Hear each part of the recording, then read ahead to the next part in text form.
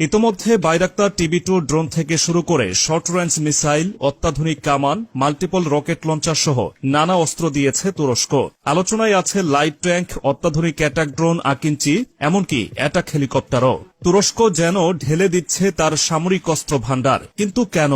একসময় অস্ত্র আমদানির জন্য বিভিন্ন দেশের শর্ত মানতে হতো বাংলাদেশকে। মার্কিন যুক্তরাষ্ট্র, রাশিয়া কিংবা চীন যাদের কাছ থেকে অস্ত্র কেনা হতো তাদের ছিল কড়াকড়ি বিধিনিষেধ। কিন্তু এবার সেই হিসাব যেন বদলে গেছে, কারণ তুরস্ক যেসব আধুনিক অস্ত্র বাংলাদেশে পাঠাচ্ছে সেগুলো কোনো শর্ত ছাড়াই। কিন্তু হঠাৎ কেন এত উদারতা তুরস্কের? এরদোয়ান কি শুধুই বন্ধু হিসেবে বাংলাদেশকে সাহায্য করছেন, নাকি এর পেছনে আছে আরো গভীর কোনো পরিকল্পনা?